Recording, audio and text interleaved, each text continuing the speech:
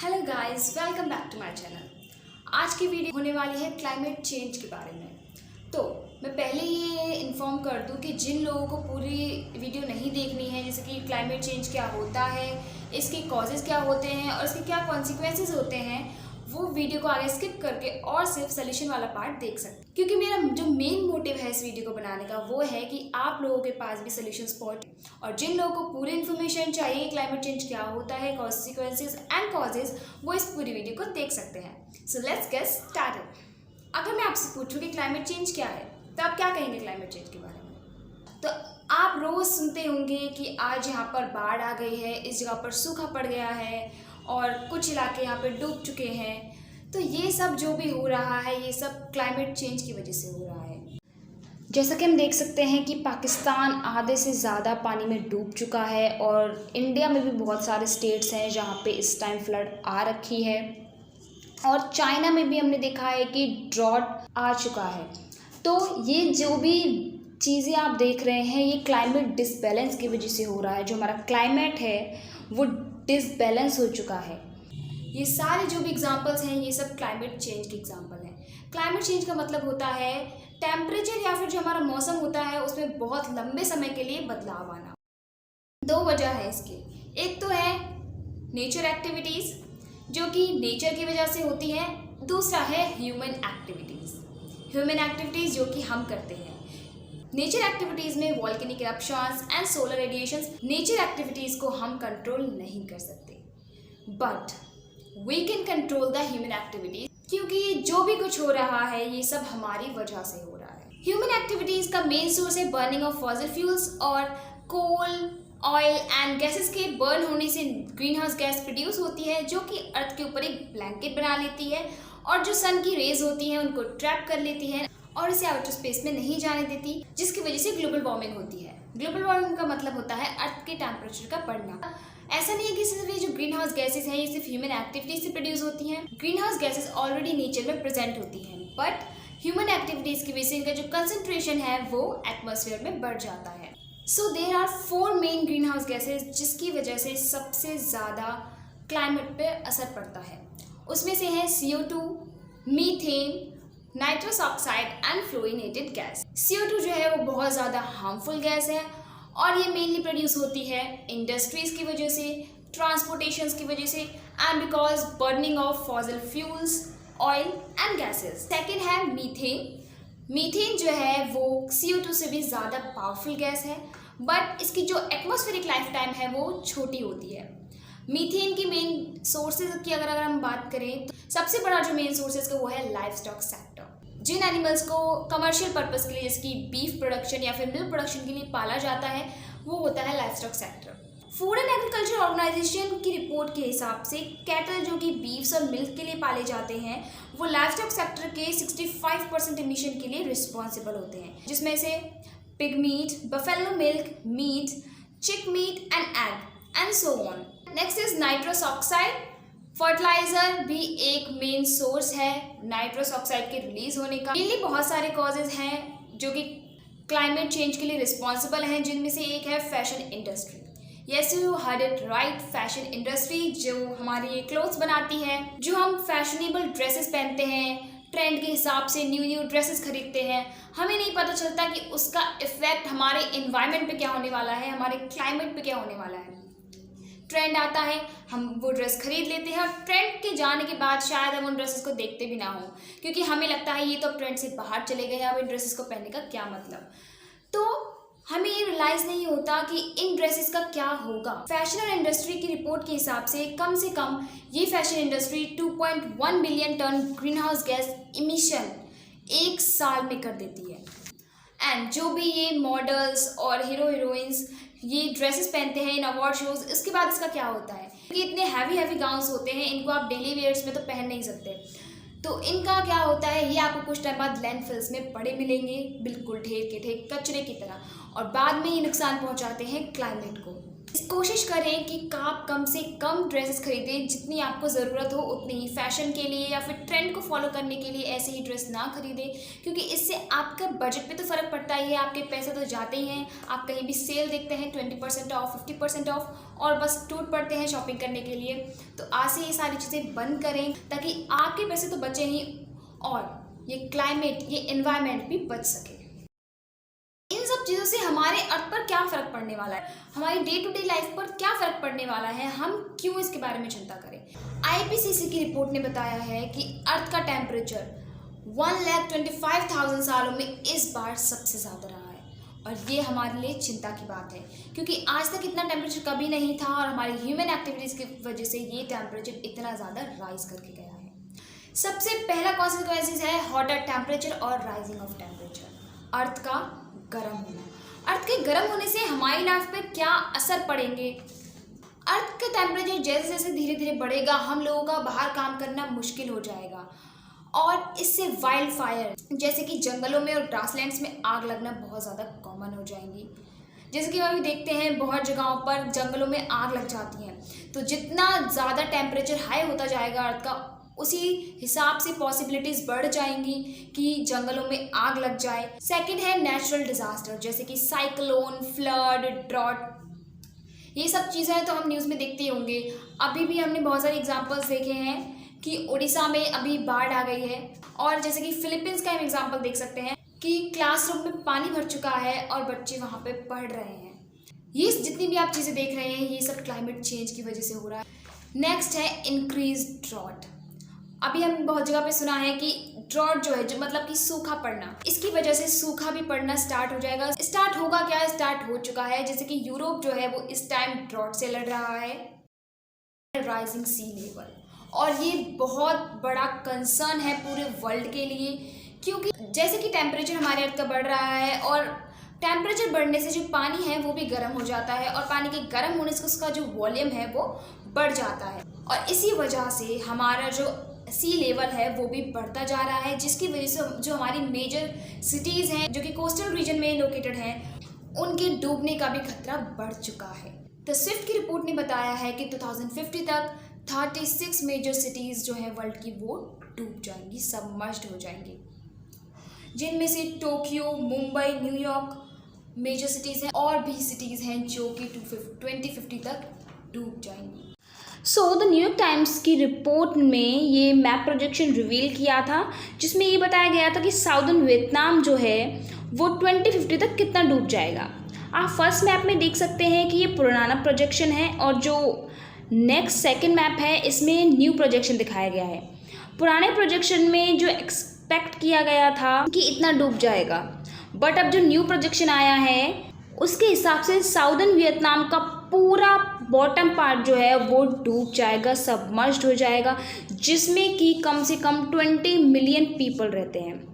ये southern Vietnam का हम एग्जांपल देख सकते हैं कि जो सी लेवल है वो किस तरह से और कितनी फास्ट स्पीड में बढ़ रहा है। जब ड्रॉट बहुत ज़्यादा बढ़ जाएगी और जो टेम्परेचर है वो भी बहुत ज़्यादा बढ़ने लगेगा, तो खाने की कमी हो जाएगी, लोगों के पास साफ़ पानी नहीं रहेगा पीने के लिए। अभी भी हम बहुत सारी जगह पे देखते हैं लोगों के पास साफ़ पानी नहीं है पीने के लिए। But with the increase in climate change ये चीज़ें बढ़ेंगी और घटेंगी नहीं, और ज़्यादा बढ़ती चली जाएंगी। नेक्स्ट है लॉस ऑफ स्पीसीज। इससे जो स्पीसीज हैं जो कि वाटर में रहती हैं और जो लैंड पे रहती हैं, उनके भी एक्सटेंट होने का खतरा बढ़ रहा है। रिपोर्ट से बताया जा रहा है कि इस टाइम पर 1 मिलियन स्पीसीज एक्सटेंट होने के कगार पर हैं, खत्म होने के कगार पर हैं, and all this is happening because of us, because of human activities. According to one report, nature activities जो है वो ह्यूमन एक्टिविटीज़ के कंपैरिजन में बहुत कम कंट्रीब्यूट करती हैं इन ग्रीन हाउस गैस इमिशन। तो ये जो मेजर रिस्पॉन्सिबिलिटी है ये हमारी ही है। वर्ल्ड की बहुत सारी ऑर्गेनाइजेशन और वर्ल्ड की बहुत सारी कंट्रीज एक साथ आ चुकी हैं क्लाइमेट चेंज से लड़ने के लिए, but as a individual citizen हमें भी अपने प्लैनेट के लिए कुछ करना चाहिए। देखते हैं कि हम आम लोग क्या कर सकते हैं अपने क्लाइमेट को बचाने के लिए। सबसे पहला सोल्यूशन है by eating less meat. According to BBC report, उन्होंने बताया है कि हमें भी अपनी ईटिंग हैबिट्स में कुछ चेंज लाना चाहिए। तो कोशिश करें कि कम से कम मीट खाएं और locally fruits and vegetable grow कर सकें आप और उनको कंज्यूम कर सकें। ऐसा नहीं है कि सिर्फ मीट ही मीथेन गैस प्रोड्यूस करती है, प्लांट्स भी करते हैं, बट अगर दोनों का कंपैरिजन किया जाए तो मीट जो है वो ज़्यादा मीथेन गैस प्रोड्यूस करती है। एंड इस टाइम हमें ये नहीं देखना कि वो बिल्कुल नहीं करती या ये करती, हमें बस ये देखना है कि ऐसी कोई चीज़ हो जिससे थोड़ी सी भी ग्रीन हाउस गैस इमिशन कम हो सके, तो हमें वो अपनी नंबर 1 चॉइस रखनी है। सेकंड है saving energy. Saving energy like आप फ्यूल बचा सकते हैं, पेट्रोल, डीजल, और इसके लिए आप साइकिलिंग एंड वॉकिंग प्रेफर कर सकते हैं। ये तो हमको बचपन में भी सिखाया जाता था कि ज़्यादा से ज़्यादा फ्यूल और पेट्रोल बचाने की कोशिश करें। अगर शॉर्ट डिस्टेंस पे आप जा रहे हैं तो आप वॉकिंग कर सकते हैं, नहीं तो आप साइकिलिंग करके भी जा सकते हैं। नंबर 3 है डोंट वेस्ट फूड। कोशिश करें कि कम से कम खाना बनाएं, जितनी आपको भूख है उतना ही खाना बनाएं, या फिर अगर आप बाहर कहीं खाने जाते हैं तो जितनी आपको भूख है उतना ही ऑर्डर करें, क्योंकि आपको पता नहीं होता कि जो रोटी आप खा रहे हैं उस वीट को कल्टीवेट करने के लिए कितना ज़्यादा पानी वेस्ट हुआ है। सो कोशिश करें कि कम से कम फूड वेस्ट करें, और अगर आपको गलती से खाना ज़्यादा बन भी गया है तो उसको आप किसी एनिमल को खिला सकते हैं instead of throwing.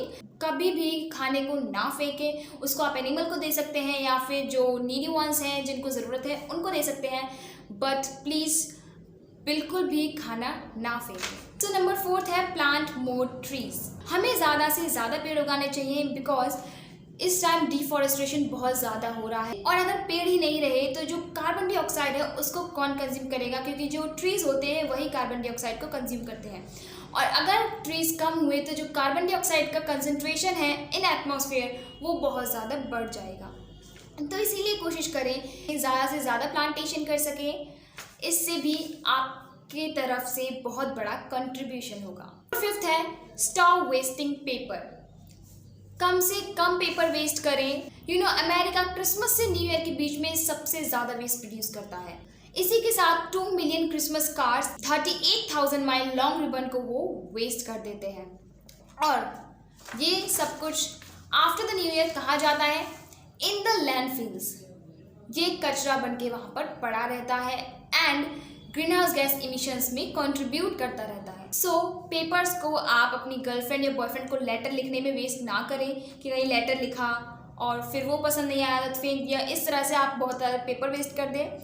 Joking apart, but please कोशिश करें कि पेपर को कम से कम वेस्ट करें। जहाँ पे भी अगर जगह है लिखने की तो वहाँ लिखें, इससे भी बहुत बड़ा चेंज आ सकता है। नेक्स्ट है number 6, if you are very rich और आप बहुत ज़्यादा प्लेन में ट्रैवल करते हैं तो उसको भी कम कर दें, क्योंकि प्लेन में ट्रैवल करने से बहुत ज़्यादा क्लाइमेट पे फ़र्क पड़ता है। क्योंकि कुछ लोग ऐसे हैं जो कि शॉर्ट डिस्टेंसेस पे जाने के लिए भी प्लेन प्रेफर करते हैं बिकॉज ऑफ कंफर्ट। अगर आपको ज़्यादा लॉन्ग ट्रैवल नहीं करना है लाइक इन अदर कंट्रीज़ और अब्रॉड, तो कोशिश करें कि आप ट्रेन यूज़ कर सकते हैं। So try to use less and less aeroplane rides. 7th, don't heat your room too much. ज़्यादा अपने रूम को गर्म ना करें, क्योंकि कभी कभी सर्दियों में भी हम हीटर चला लेते हैं। सो ऐसी मशीन्स जो कि रूम को बहुत ज़्यादा गर्म करती हैं उनको ज़्यादा यूज़ ना करें। कोशिश करें कि अपने रूम को कम से कम गर्म रखें, क्योंकि अर्थ तो हमारा ऑलरेडी बहुत ज़्यादा गर्म हो चुका है। तो कोशिश करें कि अपने रूम को कम से कम गर्म रखें। और जैसे कि हम ड्रायर्स यूज़ करते हैं बालों को सुखाने के लिए, या फिर ऐसा कोई भी गैजेट्स है जो कि हॉट रेट छोड़ता है, तो कोशिश करें कि ऐसे गैजेट्स को कम से कम यूज़ करें। हम अपने चार्जर्स या टेलीविज़न जब भी हम देखते हैं उसको हम बटन तो बंद कर देते हैं, बट हम उसे अनप्लग नहीं करते, तो इससे भी बहुत ज़्यादा एनर्जी वेस्ट होती है। तो जब भी आप चार्ज कर लें या फिर टीवी देख लें तो उसके बाद उस प्लग को आप निकाल दें, उसको अनप्लग कर दें, क्योंकि इससे आपका और पूरे वर्ल्ड का 10% एनुअल एनर्जी कॉस्ट बचता है। नेक्स्ट है shower instead of bathing. Bath tub में जो हम नहाते हैं उसकी जगह हमें शावर यूज़ करना चाहिए, कि according to many report shower से कम पानी वेस्ट होता है in comparison to bath. So bath की जगह शावर लें।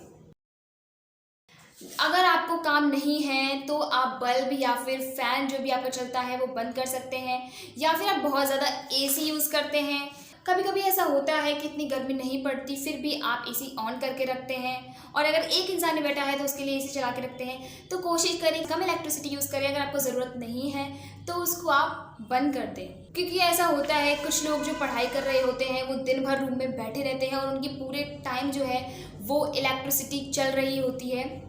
उन लोगों को ये नहीं पता होता एक रूम में बैठे बैठे कि क्लाइमेट पे इन सब चीज़ों का क्या फ़र्क पड़ेगा। वो बस अपनी पढ़ाई में ही घुसे रहते हैं। तो पढ़ाई करना अच्छी बात है, बट इतना पढ़ाई में घुस जाना कि आपको यही नहीं दिख रहा कि आपके रूम के बाहर क्या दुनिया है, क्या चल रहा है।